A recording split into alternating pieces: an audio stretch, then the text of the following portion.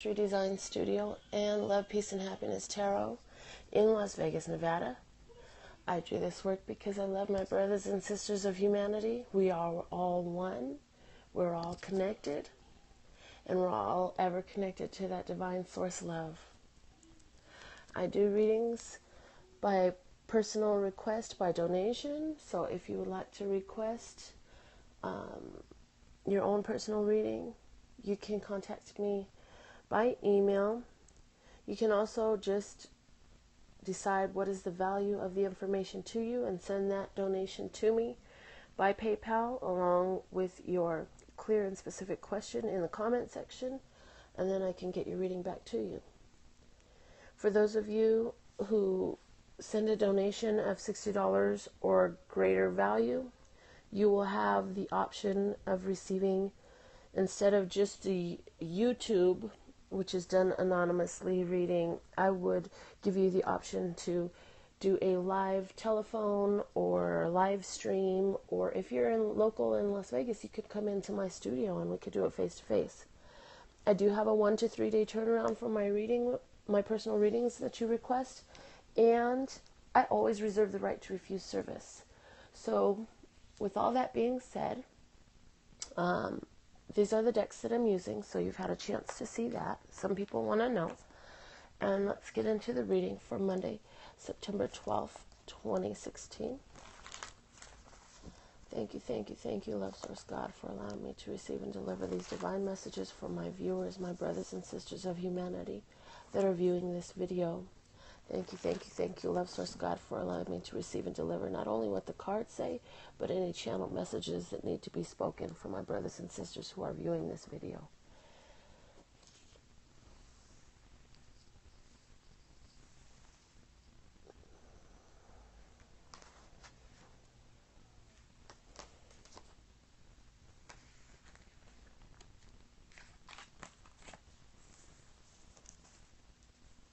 Okay, the bottom of the deck is the Knight of Cups. And then we have the Six of Pentacles crossed by the Ace of Cups and the Three of Wands as an outcome. So as I'm shuffling this word clarity deck, words of clarity, please know that this deck is available for your purchase. Well, not this specific deck, because I would channel a deck specifically for you. If it's something you're interested in, email me on that as well. The Knight of Cups is about action, emotional action, movement in emotions, emotions that are flowing. It could be external person to you coming in regards to emotions. It could be somebody who is a Cancer, Scorpio, or Pisces who maybe isn't totally mature. They're still like somewhat childlike, playful.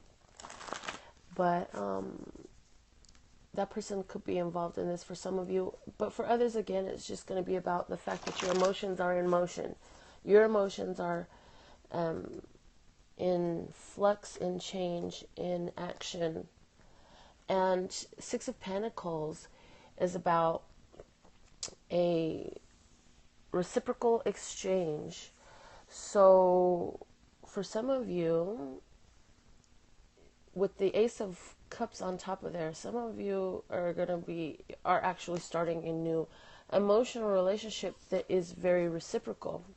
In other words, you don't have to worry that your cup will ever end up empty because you started filling someone else's cup, because that same person whose cup you're filling is filling yours while you're filling theirs. So that's awesome. And so we have compromise underneath the Knight of Cups. The Knight of Cups in compromise.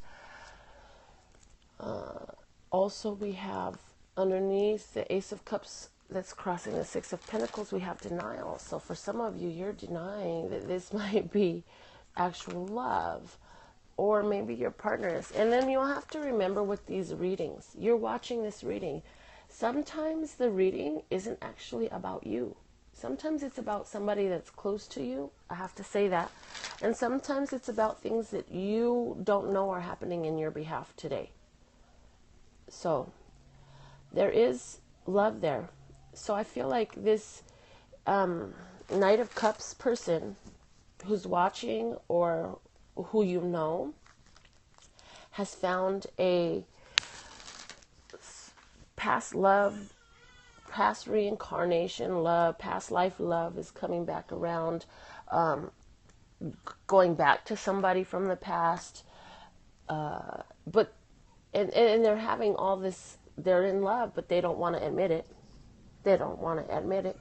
And there are plans to be made and carried out. And then it needs to be expressed. And maybe they will be expressing it. We have the Queen of Cups coming up. She's a very psychic card. She's also very love-oriented and intuitive.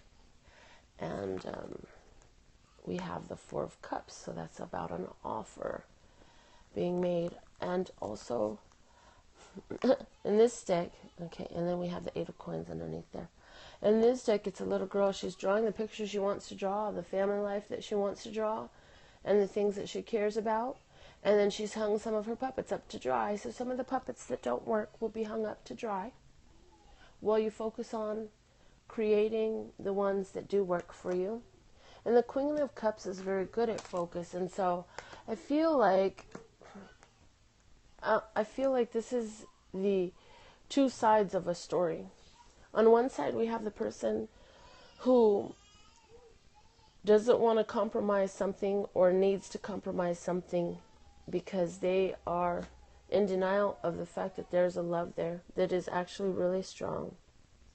And it needs to be expressed because plans should be being made right now, not necessarily any specific type of plans, but other than plans to move forward and getting to know one another. And then the Eight of Coins, I'm looking at how the Queen of Cups is just looking directly to the Eight of Coins. And the Eight of Coins is about creating a piece of artwork, being a master of art, being a master of design, being able to look at something that isn't quite perfect and painted into perfection. And also, this is about somebody who is very skilled and masterful. And so, I feel like with this, the Queen of Cups is looking like everybody is looking at me right now. Okay? Everybody's looking at me right now. I got a lot of admirers, but I've got to be very deliberate in deciding and designing the way my life looks, because if I don't, then I'm going to end up with all these lifeless puppets again. And I've already hung all these damn puppets up to dry. I don't want any more damn puppets. I want the real deal this time.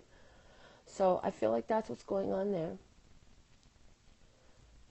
But the Knight of Cups, he's looking down also at the Ace of Cups, and so it can't escape his view. And he's also got the Ace of Cups in his hand. That's the same cup. What's underneath the Knight of Cups? Underneath the Knight of Cups is the Six of Wands. Right here underneath the Ace of Cups is the Six of Pentacles. So very much so about things coming back around again, things being reintroduced. So somebody from the past could be saying, you know what, I think I need to just go ahead and compromise about this situation because I can no longer deny how much I love this person and whoever this Knight of Cups is. And I'm just going to go ahead and have to let this person know that there's some plans that I want to make. And the Queen of Cups is like, as long as it fits in with this pretty picture that I'm painting and drawing of my life, then that will work for me. And that's the message that I'm getting for right now. I'm just going to quiet myself and see if I get anything else to say to you.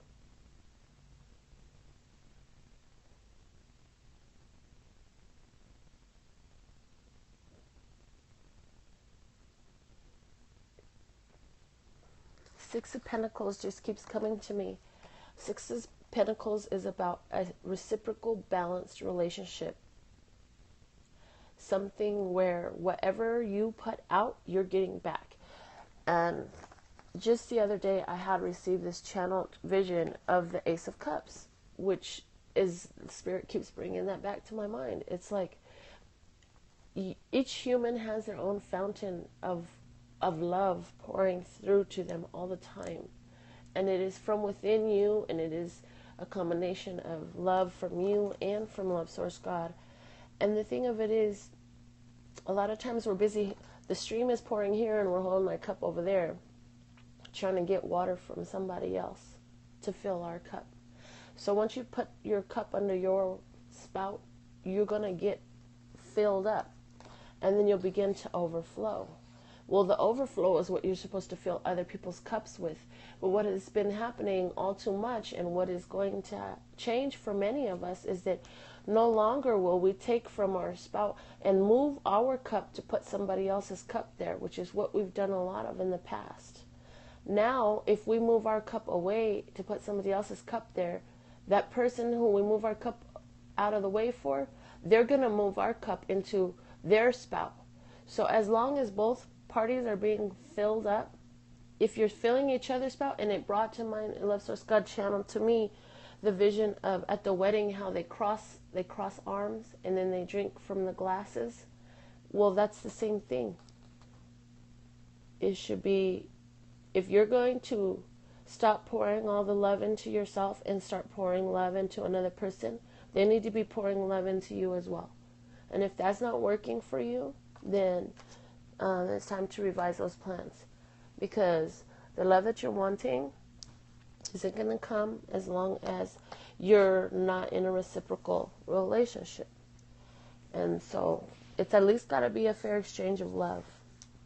And when you get unbalanced, the picture doesn't come out the way you're designing it to. And then Love Source God shows me, look at how this is an even number and that's an even number. Where you're painting the picture of your life is balanced. The places that you are painting the picture of your life is balanced. And so this relationship must be balanced. And I'm not just talking only about romantic love relationships.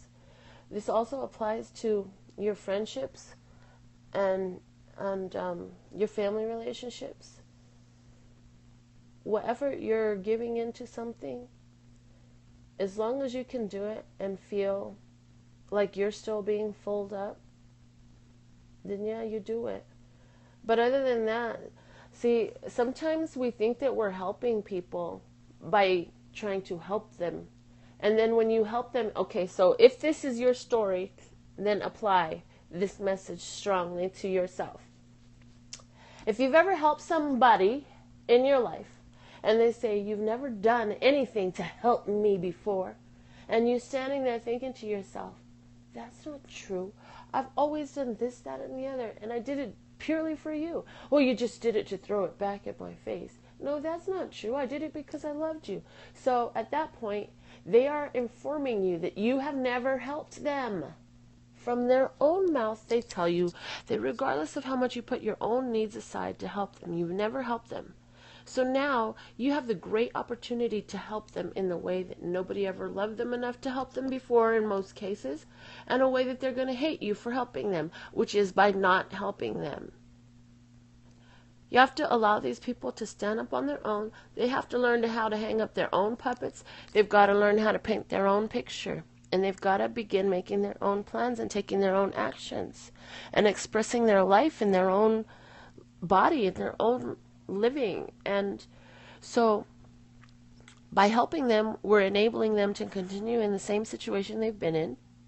And I'm talking about physical help, financial help, come live with me because you found yourself homeless again, help, all of that stuff. All you're doing is perpetuating a cycle. Unless that person is taking serious action to help themselves, you cannot help them. Now, if you have a family member who really is like doing everything they can all the time to benefit themselves, okay, well, maybe you do need to, or a friend or somebody like that. Maybe you do need to help them. That's up to you. But if this is a repetitive cycle and this person is always in the same situation because somebody always bails them out and helps them, stops them from the consequences of their actions, then maybe it's time that they get a chance to experience what they've been creating. Because only through that will they be able to progress. These are the messages that I have for you today. Love, peace, and happiness to you and yours. and of course me and mine. Until next time.